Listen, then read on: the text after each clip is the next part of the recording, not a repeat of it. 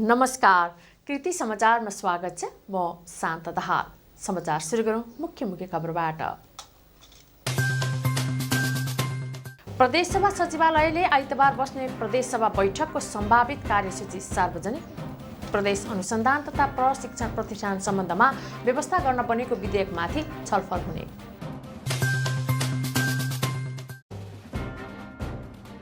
प्रदेश 1 का मुख्यमन्त्री राजेन्द्र कुमार राईको अध्यक्षतामा बसेको मन्त्री परिषदको बैठकद्वारा केही महत्त्वपूर्ण निर्णय पारित। विभिन्न 4 शीर्षकमा निर्णय गरिएको जानकारी। प्रतिनिधि सभाको आइतबारको सम्भावित कार्यसूची सार्वजनिक। एमसीसीलाई पहिलो कार्यसूचीमा राखियो। धनकुटाको शहीदभूमि गाउँपालिका 7 मा सुरु भएको व्यावसायिक बाख्रा पालनको महिलाहरूको जीवनस्तरमा सुधार। 6 वटा महिला समूह बाख्रा पालनमा सक्रिय। रोटरी क्लब अफ गोपाधरानद्वारा धरानका सामुदायिक स्कुलका विद्यार्थीहरूलाई भिटामिन डी को खोप दिने तयारी। बीपी प्रतिष्ठान हात जोड्ने विभागको संयोजनमा खोप दिने तयारी। धरान 11-17 को खानेपानी व्यवस्थापन उपभोक्ता समितिको प्रथम साधारण सभा सम्पन्न। सन्जुहाङ सावा लिम्बुको अध्यक्षतामा 9 सदस्यीय कार्य समिति चयन।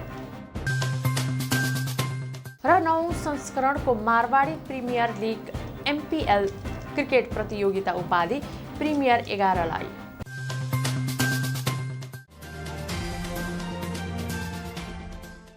अब समाचार विस्तारमा।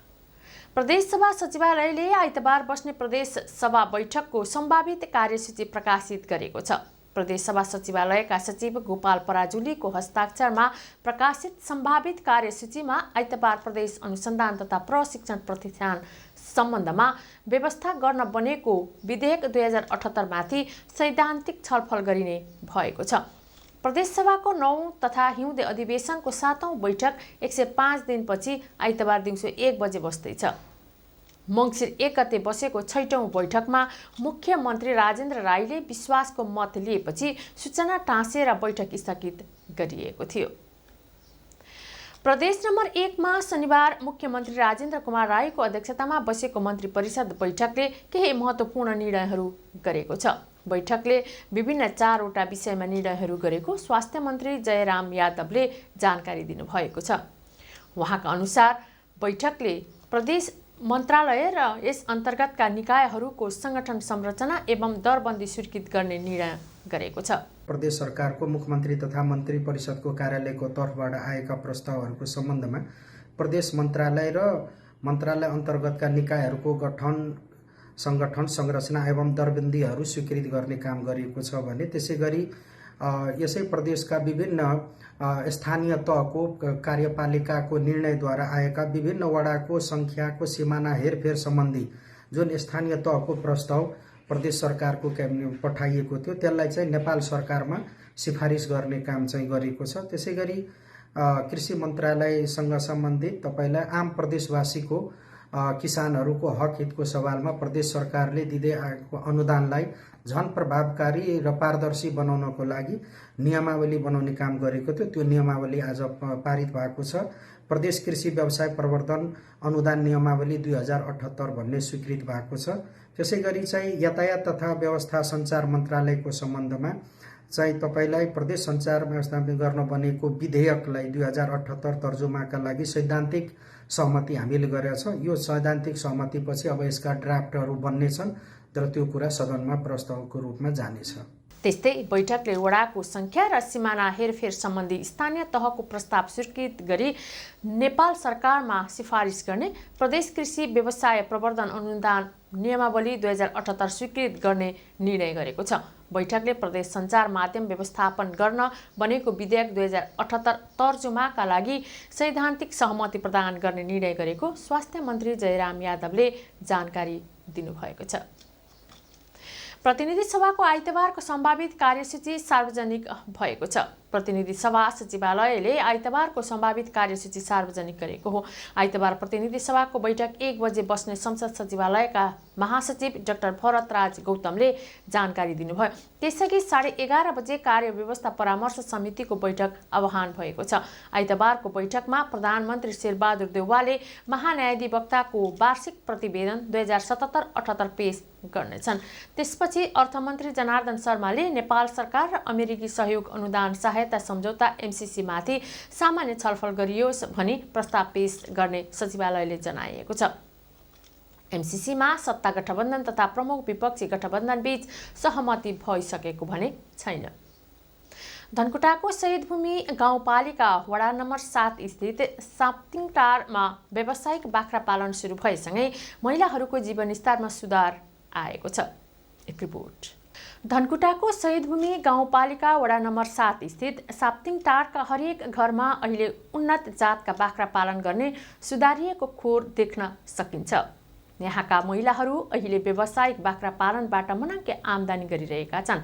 2056 सालमा हेफर इन्टरनेसनल संस्थाले साप्तिङटारका महिलाहरूलाई तालिम दिएपछि यहाँ व्यावसायिक बाख्रा पालन सुरु भएको हो। हेफरले तालिम पश्चात बिहानी समूहका 20 घर परिवारका महिलाहरूलाई माउ बाख्रा वितरण गर्यो। सुरुमा गठन भएको बिहानी समूहले 1 वर्षपछि बहिनी समूह जागृतिलाई आफूले लिएको बाख्राबाट जन्मिएको पाठापाठी हस्तान्तरण गरे।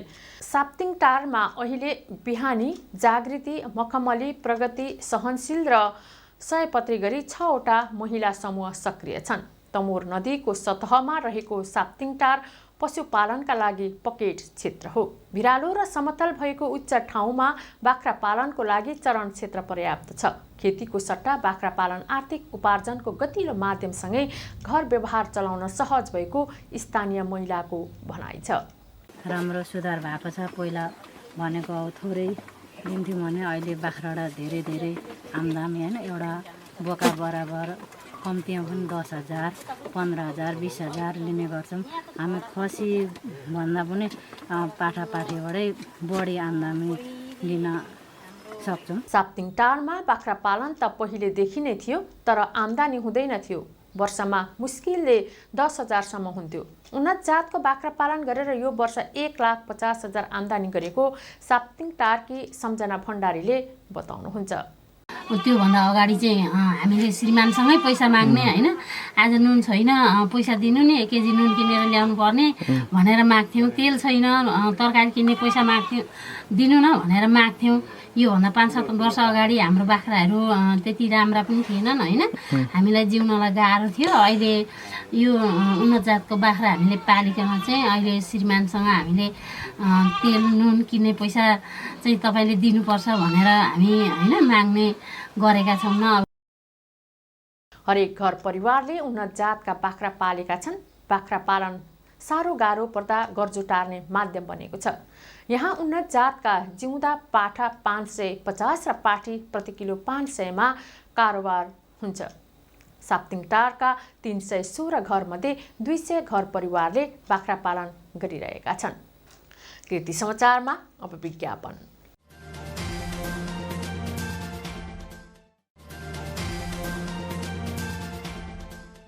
कृति समाचारमा पुनः स्वागत छ। अब बाँकी समाचार।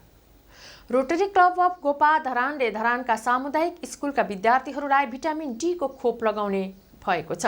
धरान स्थित बीपी कोइराला स्वास्थ्य विज्ञान प्रतिष्ठान हार्जोनी विभागको संयोजनमा भिटामिन डी को खोप दिन लागि हिजो पत्रकार सम्मेलन गरी जानकारी दिएको छ।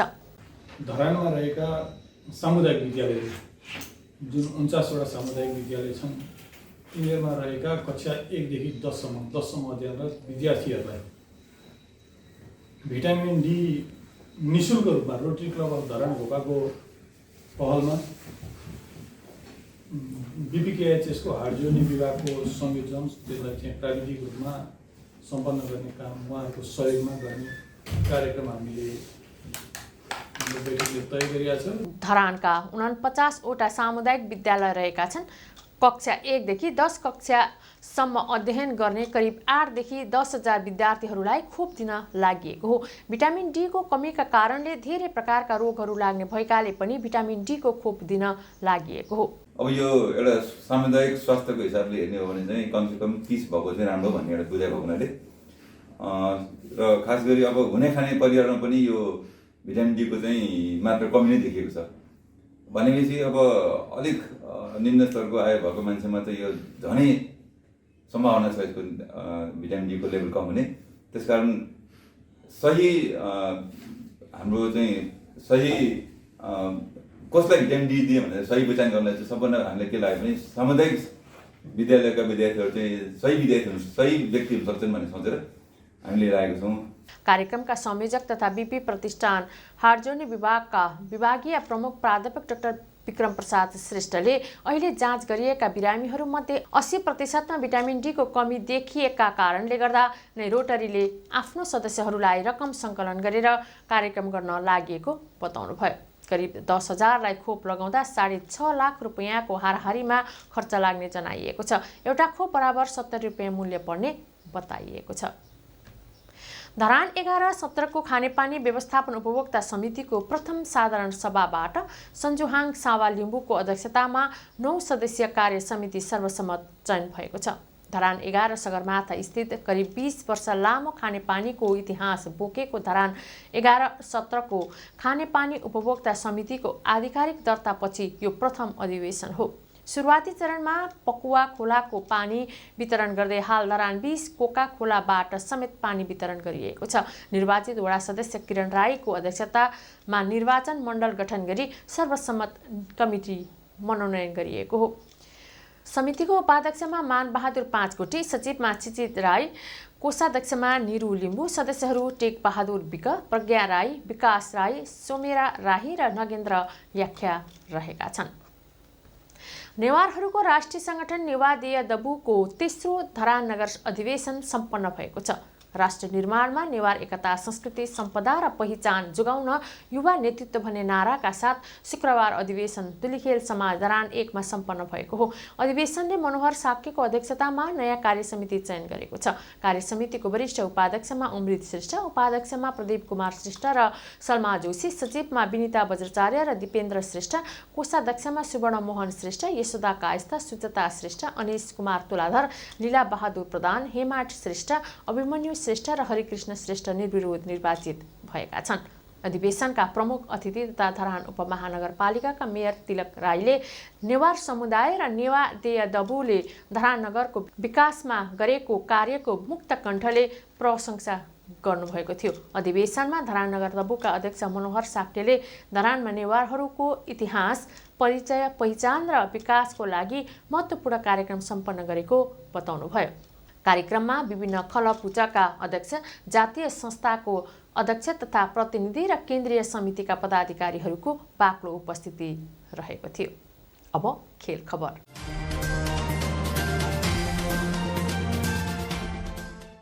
नौ संस्करण Marwari premier league MPL cricket प्रतियोगिता उपाधि प्रिमियम 11 ले जितेको छ।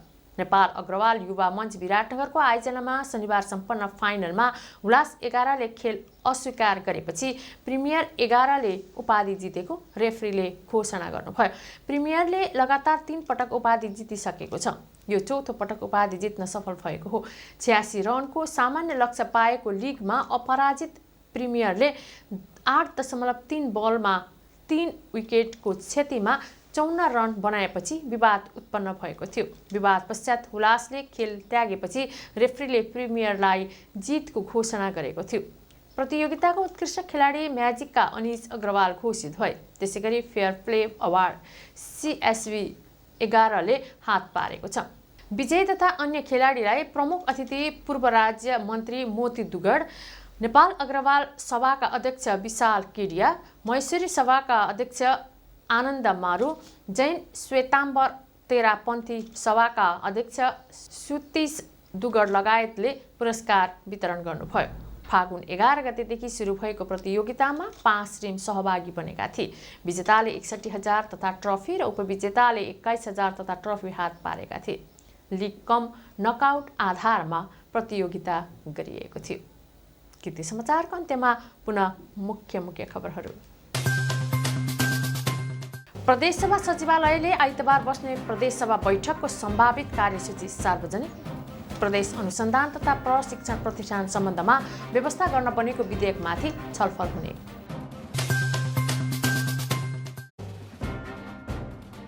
प्रदेश 1 का मुख्यमन्त्री राजेन्द्र कुमार राईको अध्यक्षतामा बसेको मन्त्री परिषदको बैठकद्वारा केही महत्त्वपूर्ण निर्णय पारित, विभिन्न 4 शीर्षकमा निर्णय गरिएको जानकारी। प्रतिनिधि सभाको आइतबारको सम्भावित कार्यसूची सार्वजनिक, एमसीसीलाई पहिलो कार्यसूचीमा राखियो। धनकुटाको शहीदभूमि गाउँपालिका 7मा सुरु भएको व्यावसायिक बाख्रा पालनको महिलाहरूको जीवनस्तरमा सुधार, 6वटा महिला समूह बाख्रा पालनमा सक्रिय।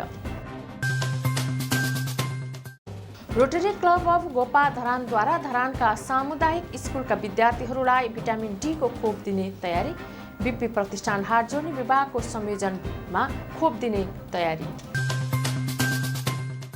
धरान 11-17 को खानेपानी व्यवस्थापन उपभोक्ता समितिको प्रथम साधारण सभा सम्पन्न, सन्जुहाङ सावा लिम्बूको अध्यक्षतामा 9 सदस्यीय कार्य समिति चयन। र 9औं संस्करणको Marwari premier league MPL cricket प्रतियोगिता उपाधि प्रिमियर 11लाई। हवस् त कृति समाचार यति नै। कृति टेलिभिजन हेर्दै गर्नुहोला। नमस्कार।